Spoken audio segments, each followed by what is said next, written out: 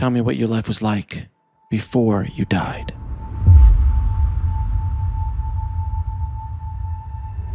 I grew up in a chaotic family. I had two alcoholic parents and a lot of destruction and breakdown. I literally just navigated life to the next obstacle. And then I could sabotage. And then I got to say, see life. This is what it is. And so it just kind of kept going from there. And that just built up over time until, the dialogue became apparent that I lived with what I called a plan D. And I didn't know that most people didn't have a plan D or live that way. For me, there was the normal plans A through C that we all kind of have when destruction or chaos happens. But in my world, Plan D was always an option. And Plan D was, I can exit stage left whenever I want, and it is my choice. And I lived with that, with ideation that was always humming in the background. There were a lot of things going on in my life. I was an American who had picked up with a small child. He was 14 months old, my son, when we moved abroad to New Zealand on this little tiny island. And I had just gone through a horrific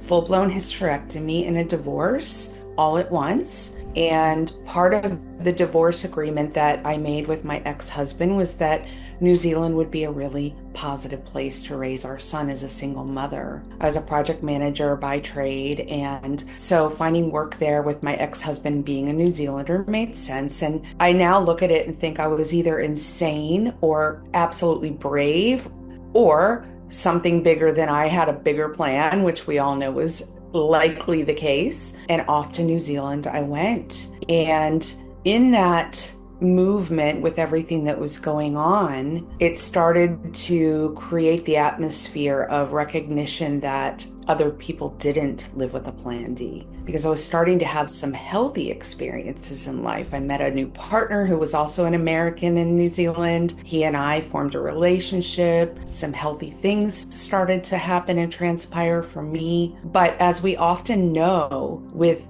depression, anxiety, and trauma, if it's untreated, it will resurface. And that's absolutely what started to happen for me. At that stage, I was really blessed to have a loving partner who also recognized that I was willing to talk about it. And I put on a brave face. I would just live life normally and happily. And then when everyone went to bed, I would climb in the shower and turn the shower on and sit on the ground and cry. I have empathy for this one because I'm not her anymore. Don't even know her, but I love her. I love what she went through. And so many people do live that way. They just don't have a name for it like I did. So the catalyst really was once I started getting healthy, I realized how absolutely unhealthy I was. The irony, the grand paradox. And so then confiding in a loving partner who could hold space for me, I started getting into counseling. That's where things got messy because I was not someone who'd ever taken medication, and I'm very sensitive and I'm not a drinker. And they immediately put me on antidepressants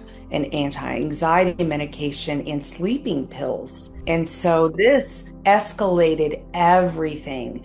And I just kept showing back up and saying, I'm getting sicker. The ideation is louder. I was very honest, and they just kept adjusting. And then one day I went in and they went to adjust, and I heard in my internal dialogue, we're done here. That was the final straw. And from that moment, I stopped taking the medication and I started saving it. And all of a sudden, this last compression feeling came over me, and poof, I was out of the body above the SUV looking down at the body. And there was just an awareness of that body moving and very uncomfortable, going through some what looked like very miserable things. But I felt none of it. I didn't feel empathy. I didn't feel regret. I didn't feel shame. I didn't feel sadness. I didn't feel happy. I felt just flat, stoic, and just an awareness of what was seeming to transpire, like I was watching a TV show of someone I didn't know. So as this popping and crackling went on, again, time and space are so weird to talk about. I just had this knowingness, is the only way I can describe it,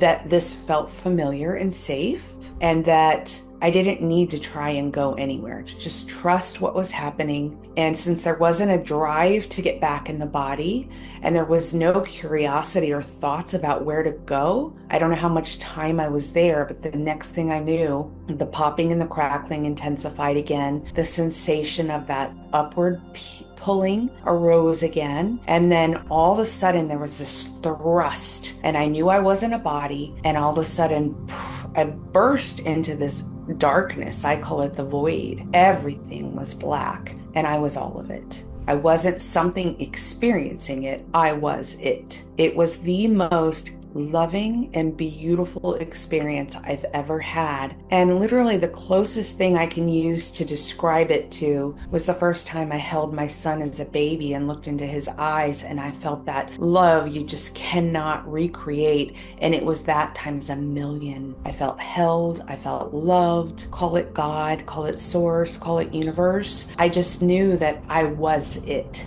I wasn't a part of it. I wasn't trying to be near it. I was it. I was all of it. And this expansion, like, imagine a sardine that's been in a can, and that can's been rolled open, and all of a sudden, this floppy, no body energy just expands beyond. And, the recollection is less about what was happening and more about almost the perimeter of it all just becoming open to me. I was space. And as I was feeling the love of all of this, again, not understanding time and space, the popping and the crackling began again. And I just relaxed into the love of it. And the only thing I can describe is another kind of upward pull to a nobody, and whoosh, I was thrust into the most beautiful pink I have ever seen. And it, I consider myself a creative person. I've tried to recreate that pink. There's no color like it here. And I will just say it is the faintest, most baby, soft pink, but I wasn't seeing it. I was it. I was the expression of it knowing itself. There were these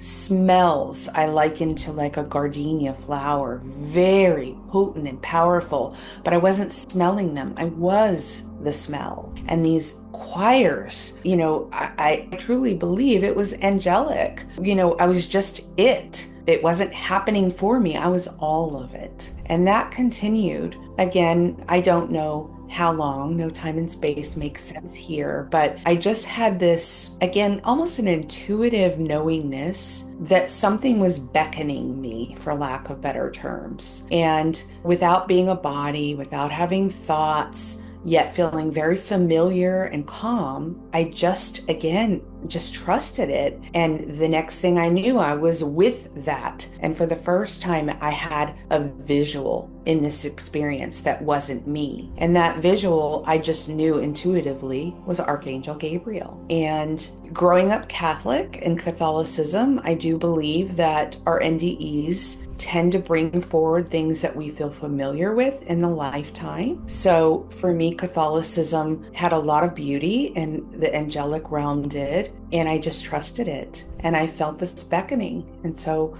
there were no words. I was still no body. And as it was moving ahead, I just was moving with it, and I didn't have to guide it. It just intuitively knew what to do. And the next thing I knew, I was in this space. I call it a tomb or a cave or, like a mosque. And I was there. And this is often, I think, referred to as a life review. I don't necessarily call it that because mine was very unique, just like my whole NDE, and that all around me appearing, not being a body, not having thoughts, was just every expression that I had lived for 38 years. But I wasn't watching it. I was reliving it as it was happening. And it was almost like a high five for every experience. There was no, that was bad. There was no, this is karma, this is sin. It was just almost like celebration. You did that. Look at that. That's amazing. Isn't that incredible? And so there was just joy in it. Peacefulness. It's really interesting because we're linear beings and we want to see it translated very linearly. But for me, since 2008, I'm still getting downloads. I had experiences with others in that space that I didn't recollect in that time that are still coming through, like my great grandfather, my uncles who had transitioned, ancestors from different timelines, light beings, angels, archangels, ascended masters, Jesus, Mother Mary. It just went on and on and on.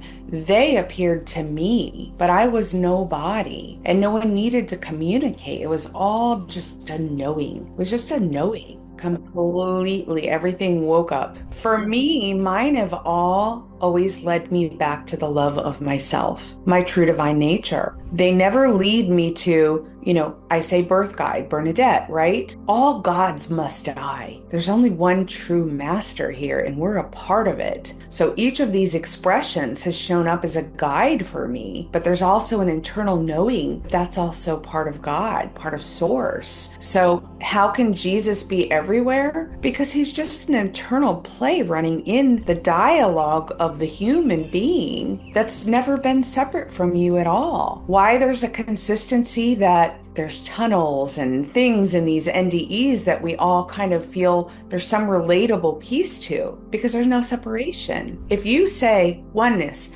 yeah, you're already off the mark. You're already off of it. Your mental capacity has gone to something mystical. Mine didn't. I kept being pulled back to myself. But the only thing I want from you is love. I just want to recognize you as you are. It's that simple. So I guess what I'm saying is earnestness seems to be the only thing I can say that feels like it's my responsibility. And I'll say a little more to that because I think it's really important. Like anyone else, at the end of the day, and I know everyone on this path will say that, but you can't go back because enough of this is unraveled now that there is an internal calling home within each of us. And that earnestness just seems to grab a hold, that robotic knowingness that there's more fulfillment here than there is out there. And to me, my relationships are far more intimate and fulfilling now because I fill that cup first. But absolutely, there's a restlessness inside of us. The ego wants to keep pulling us into the game.